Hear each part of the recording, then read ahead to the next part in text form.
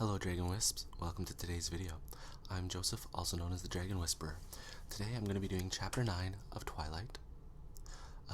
It's been a super popular series of videos on the channel, and I know there seems to be a great deal of excitement when a new chapter goes up, so yeah, I figured I'd keep going with that for now. I've got a couple other videos lined up to be recorded while I've got a little bit of time to do so, so there's that. As always, don't forget to like the video. If you haven't subscribed to the channel to become a Dragon Wisp yet, you can do so right down here with that little red subscribe button. It's right there, right there. There's also should be a little watermark logo right here too that you can also click. Don't forget also to turn on the notification bell so that you can stay up to date when new videos get uploaded or when I go live. So there's that. As always, the Patreon link and the link to the shop for merchandise is also in the description below. The Patreon, we've got pledges as low as $1 a month. I think it could go as high as $50, but as always, with their different levels, have different perks. Yeah, let's see. In the shop, we've got T-shirts, mugs, we've got masks, wall posters, stuff like that. Anyway, that's enough of that. So without any further ado, sit back, relax, and enjoy Twilight.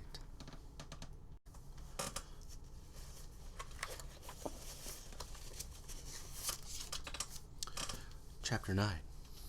Theory. Can I ask just one more? I pleaded, as Edward accelerated much too quickly down the quiet street. He didn't seem to be paying any attention to the road. He sighed. One, he agreed, his lips pressed together in a cautious line. Well, you said you knew I hadn't gone into the bookstore and that I had gone south. I was just wondering how you knew that. He looked away, deliberating. I thought we were past all the evasiveness, I grumbled. He almost smiled. Fine, then. I followed your scent. He looked at the road, giving me time to compose my face. I couldn't think of an acceptable response to that, but I filed it carefully away for future study. I tried to refocus. I wasn't ready to let him be finished, now that he was finally explaining things. And then you didn't answer one of my first questions, I stalled. He looked at me with disapproval. Which one? How does it work? The mind-reading thing. Can you read anybody's mind? How do you do it? Can the rest of your family? I felt silly asking for clarification on make-believe. There's more than one, he pointed out. I simply intertwined my fingers and gazed at him, waiting. No, it's just me. And I can't hear anyone, anywhere. I have to be fairly close. The more familiar someone's voice is, the farther away I can hear them. But still, no more than a few miles. He paused thoughtfully. It's a little like being in a huge hall filled with people, everyone talking at once. It's just a hum, a buzzing of voices in the background, until I focus on one voice, and then what they're thinking is clear. Most of the time I tune it all out. It can be very distracting, and then it's easier to seem normal. He frowned as he said the word.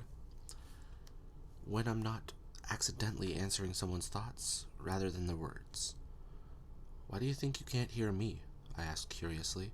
He looked at me, his eyes enigmatic. I don't know, he murmured.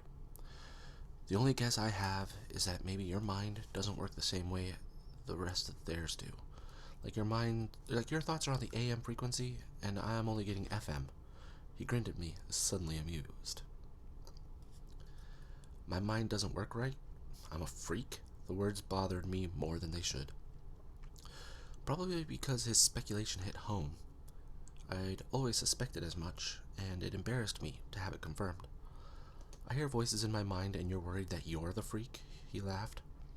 Don't worry, it's just a theory. His face tightened. Which brings us back to you. I sighed. How to begin? Aren't we past all the evasions now? He reminded me softly. I looked away from his face for the first time, trying to find words. I happened to notice the speedometer. Holy crow! I shouted. Slow down! What's wrong? He was startled. But the car didn't decelerate. You're going 100 miles an hour! I was still shouting. I shot a panicky glance out the window, but it was too dark to see much. The road was only visible in a long patch of bluish brightness from the headlights. The forest along both sides of the road was like a black wall, as hard as a wall of steel if we veered off the road at this speed. Relax, Bella, he rolled his eyes, still not slowing. Are you trying to kill us? I demanded. We're not going to crash. I tried to modulate my voice. Why are you in such a hurry? I always drive like this. He turned to smile crookedly at me. Keep your eyes on the road. I've never been in an accident, Bella. I've never even gotten a ticket. He grinned and tapped his forehead. Built-in radar detector. Very funny, I fumed. Charlie's a cop, remember? I was raised to abide by traffic laws. Besides, if you turn us into a Volvo pretzel around a tree trunk, you can probably just walk away. Probably, he agreed with a short, hard laugh. But you can't. He sighed, and I watched with relief as the needle gradually drifted toward 80. Happy? Almost. I hate driving slow, he murmured. This is slow? Enough commentary on the driving. He snapped. I'm still waiting for your latest theory. I bit my lip. He looked down at me, his honey eyes unexpectedly gentle. I won't laugh, he promised. I'm more afraid that you'll be angry with me. Is that bad? Pretty much, yeah. He waited. I was looking down at my hands, so I couldn't see his expression. Go ahead. His voice was calm. I don't know how to start, I admitted. Why don't you start at the beginning? You said you didn't come up with this on your own. No. What got you started? A book? A movie? He probed. No, it was, Saturday, at the beach. I risked a glance up at his face. He looked puzzled. I ran into an old family friend, Jacob Black, I continued. His dad and Charlie have been friends since I was a baby. He still looked confused. His dad is one of the Quileute elders. I watched him carefully. His confused expression froze in place. We went for a walk. I edited all my scheming out of the story. And he was telling me some old legends, trying to scare me, I think. He told me one. I hesitated. Go on, he said. About vampires. I realized I was whispering. I couldn't look at his face now, but I saw his knuckles tighten convulsively on the wheel. And you immediately thought of me? Still calm. No, he mentioned your family. He was silent, staring at the road. I was worried suddenly, worried about protecting Jacob. He just thought it was a silly superstition, I said quickly. He didn't expect me to think anything of it. It didn't seem like enough. I had to confess. It was my fault. I forced him to tell me. Why? Lauren said something about you. She was trying to provoke me. And an older boy from the tribe said your family didn't come to the reservation. Only it sounded like he meant something different. So I got Jacob alone, and I tricked it out of him, I admitted, hanging my head. He startled me by laughing. I glared up at him. He was laughing, but his eyes were fierce, staring ahead. Tricked him how? He asked. I tried to flirt. It worked better than I thought it would. Disbelief colored my tone as I remembered. I'd like to have seen that, he chuckled darkly. And you accused me of dazzling people. Poor Jacob Black. I blushed and looked out my window into the night. What did you do then? He asked after a minute. I did some research on the internet. And that convinced you? His voice sounded barely interested, but his hands were clamped hard onto the steering wheel. No, nothing fit. Most of it was kind of silly, and then I stopped. What? I decided it didn't matter. I whispered. It didn't matter? His tone made me look up. I had finally broken through his carefully composed mask. His face was incredulous, with just a hint of the anger I'd feared. No, I said softly. It doesn't matter to me what you are. A hard, mocking edge entered his voice. You don't care if I'm a monster? If I'm not human? No. He was silent, staring straight ahead again. His face, was bleak and cold. You're angry, I sighed. I shouldn't have said anything. No, he said, but his tone was as hard as his face. I'd rather know what you're thinking, even when what you're thinking is insane. So I'm wrong again? I challenged. That's not what I was referring to. It doesn't matter. He quoted, gritting his teeth together. I'm right? I gasped. Does it matter? I took a deep breath. Not really, I paused, but I am curious. My voice, at least, was composed. He was suddenly resigned. What are you curious about? How old are you? 17, he answered promptly. And how long have you been 17? His lips twitched as he stared at the road. A while, he admitted at last. Okay, I smiled, pleased that he was still being honest with me. He stared down at me with watchful eyes, much as he had before, when he was worried I would go into shock. I smiled wider in encouragement, and he frowned. Don't laugh. But how can you come out during the daytime? He laughed anyway. Myth. Burned by the sun? Myth. Sleeping in coffins? Myth. He hesitated for a moment, and a peculiar tone entered his voice. I can't sleep. It took me a minute to absorb that.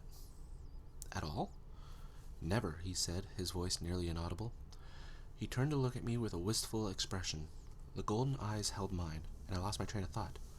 I stared at him until he looked away. You haven't asked me the most important question yet. His voice was hard now, and when he looked at me again, his eyes were cold. I blinked, still dazed. Which one is that? You aren't concerned about my diet? He asked sarcastically. Oh, I murmured. That. Yes, that. His voice was bleak. Don't you want to know if I drink blood? I flinched. Well, Jacob said something about that? What did Jacob say? He asked flatly. He said you didn't hunt people. He said your family wasn't supposed to be dangerous because you only hunted animals. He said we weren't dangerous? His voice was deeply skeptical.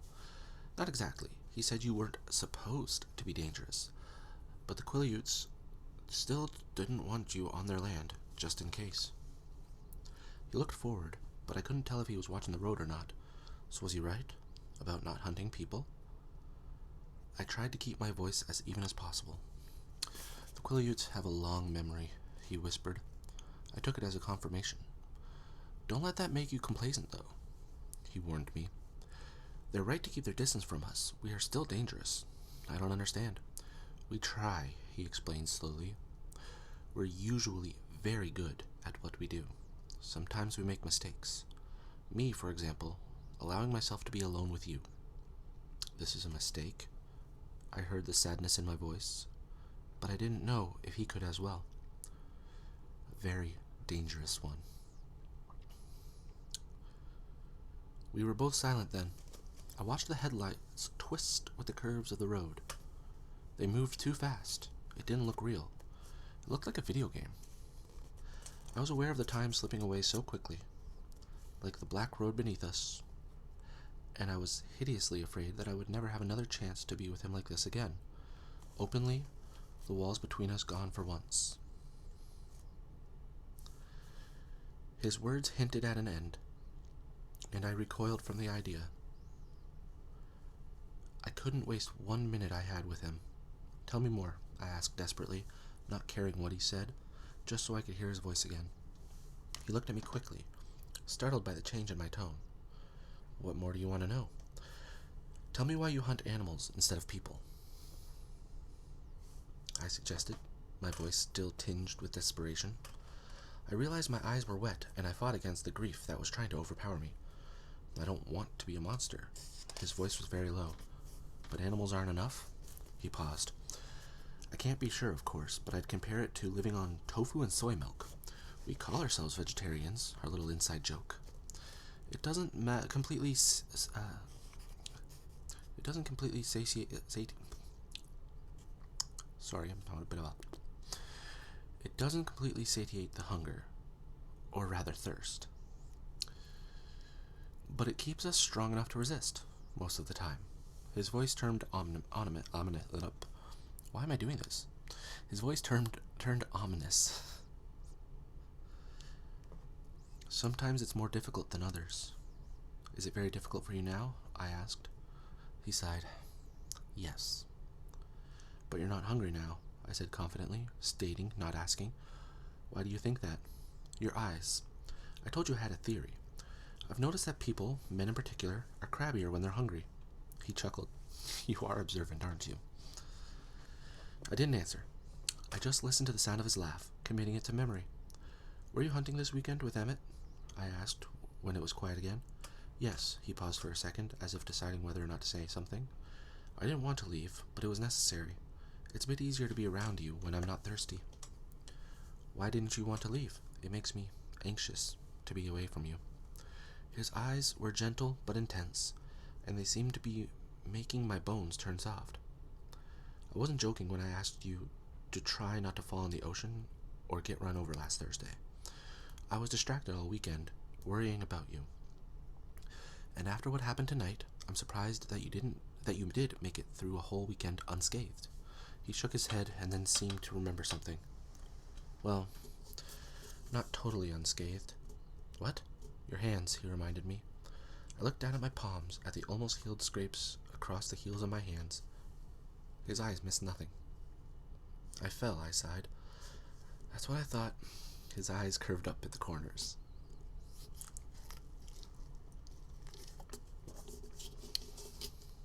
I suppose, being you, it could not have been much worse, or it could have been much worse. And that possibility tormented me the entire time I was away. It was a very long 3 days. I really got on Emmett's nerves. He smiled ruefully at me.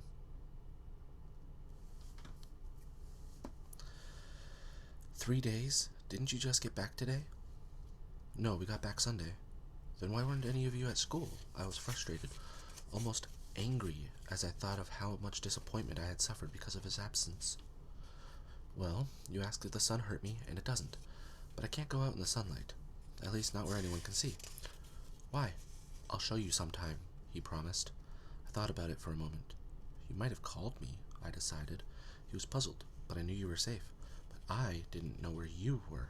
I hesitated, dropping my eyes. What? His velvety voice was compelling. I didn't like it, not seeing you. It makes me anxious, too. I blushed to be saying this out loud. He was quiet. I glanced up, apprehensive, and saw that his expression was pained. Ah, he groaned quietly. This is wrong. I couldn't understand his response. What did I say? Don't you see, Bella? It's one thing for me to make myself miserable, but a wholly other thing for you to be so involved. He turned his anguished eyes to the road, his words flowing almost too fast for me to understand. I don't want to hear that you feel that way. His voice was low but urgent. His words cut me. It's wrong. It's not safe.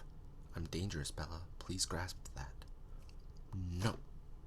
I tried very hard not to look like a sulky child. I'm serious, he growled. So am I. I told you.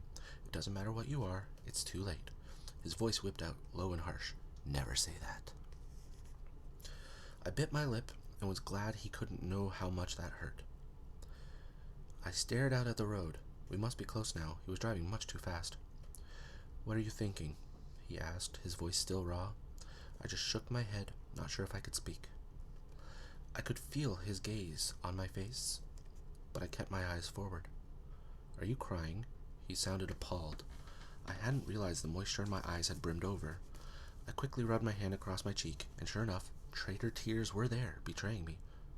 No, I said, but my voice cracked. I saw him reach toward me hesitantly with his right hand, but then he stopped and placed it slowly back on the steering wheel. I'm sorry. His voice burned with regret. I knew he wasn't just apologizing for the words that had upset me. The darkness slipped by us in silence. Tell me something, he asked after another minute, and I could hear him struggle to use a lighter tone. Yes?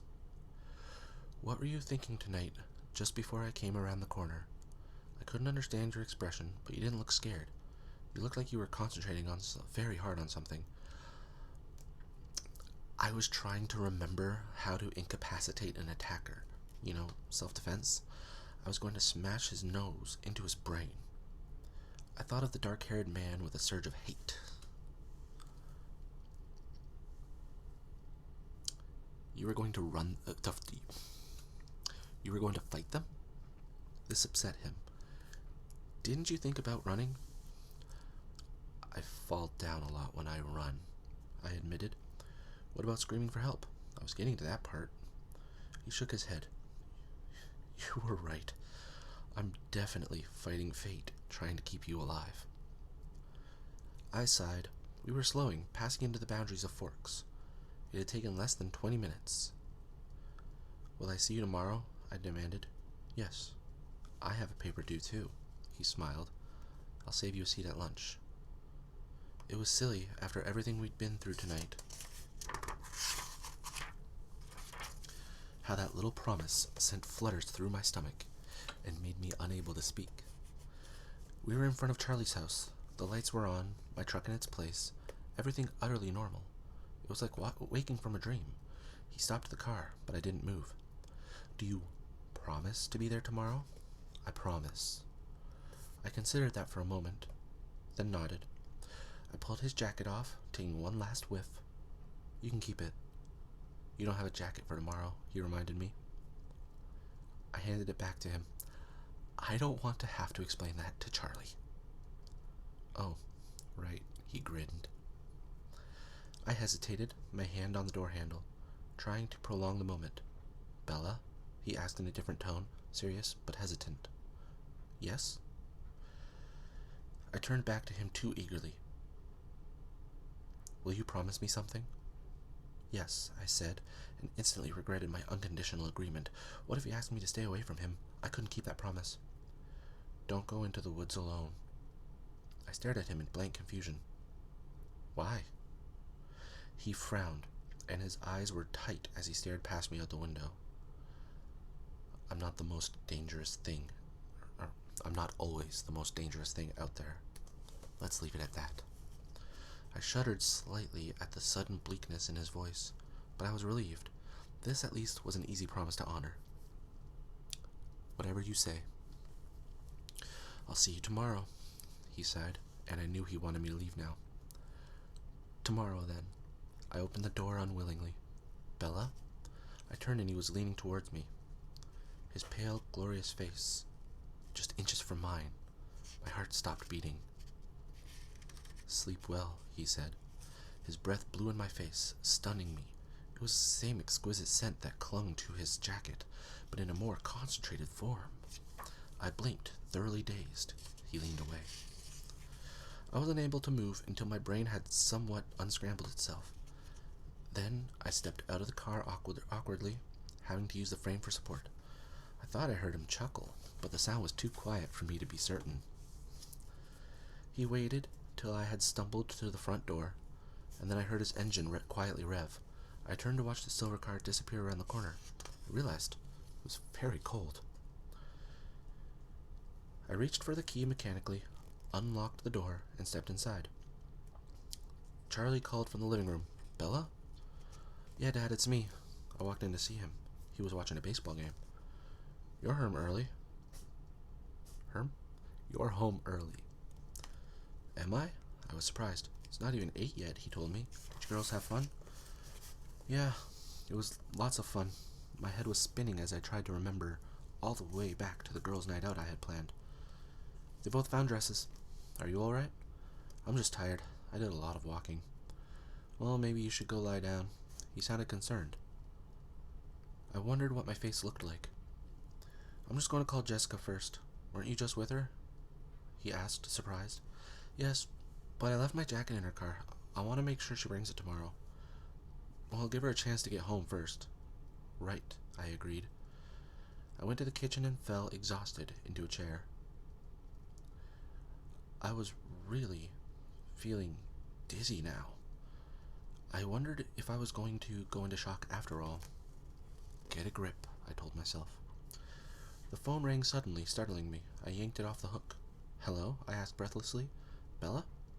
Hey, Jess, I was just going to call you. You made it home? Her voice was relieved and surprised.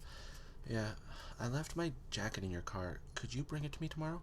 Sure, but tell me what happened, she demanded. Tomorrow. In Trig, okay? She caught on quickly.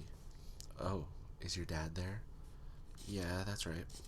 Okay, I'll talk to you tomorrow then. Bye. I could hear the impatience in her voice. Impatience in her voice. Bye, Jess. I walked up the stairs slowly, a heavy stupor clouding my mind. I went through the motions of getting ready for bed without paying any attention to what I was doing. It wasn't until I was in the shower, the water too hot burning my skin, that I realized I was freezing. I shuddered violently for several minutes before the steaming spray could finally relax my rigid muscles. Then I stood in the shower, too tired to move, until the hot water began to run out. I stumbled out, wrapping myself securely in a towel, trying to hold the heat from the water in so the aching shivers wouldn't return. I dressed for bed swiftly and climbed under my quilt, curling into a ball, hugging myself to keep warm. A few small shudders trembled through me. My mind still swirled dizzily, full of images I couldn't understand, and some I fought to repress. Nothing seemed clear at first, but as I fell gradually closer to unconsciousness, a few certainties became evident. About 3 things I was absolutely positive. First, Edward was a vampire. Second, there was a part of him, and I didn't know how potent that part might be, that thirsted for blood. And third, I was unconditionally and irrevocably in love with him.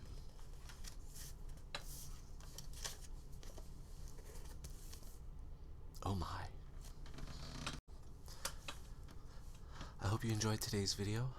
Chapter 9 of Twilight seemed to be a lot more, just exchanging of words, a lot less action, but it was still intriguing. Like I had mentioned before, this is the first time I've read through the book, so the fact that the revelation of Edward's true form is so different from the movie kind of caught me off guard there. To be fair, it's much more visually dynamic to have him reveal to her in the forest of who and what he is. So, obviously, beef it up for the movie, right? Anyway, so, yeah. I'm not sure when I'm going to do chapter 10, but it's probably going to be soon.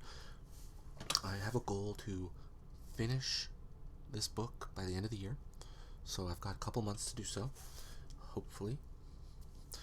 Even if I don't upload them all this year, at least it'll have been finished. We got the new Twilight book too, what was it? Something to do with the sun or the moon? I don't know. But it's the story from Edward's point of view. I might feel a little less awkward reading that version, but then I might feel even more awkward. I don't know. Edward's kind of conflicted in his own mind. Anyway, so yeah. Again, hope you enjoyed the video. Don't forget to like and subscribe, and feel free to comment below other things you would like to see on the channel. Like I said, I've got a couple of other videos I'm planning to record today. They're not going to upload at the same time, obviously, but it's still going to be pretty good, because I kind of got forced to take time off from work, so I have a bit of free time. They told me I was working too hard and I needed to recharge. Anyway, so again, thank you for joining me. Hope you enjoyed it. Right about now, you should be getting a subscribe button up here if you haven't done so, at the one down in this corner. Over here is going to be, for now, it'll just be one of the chapters of Twilight, but once the new video is uploaded, it'll be the next chapter. Down here we've got a video recommended for you by YouTube, and over here is a playlist of, you guessed it, Twilight. So again, thank you for joining me, and as always, have a peaceful day. Bye.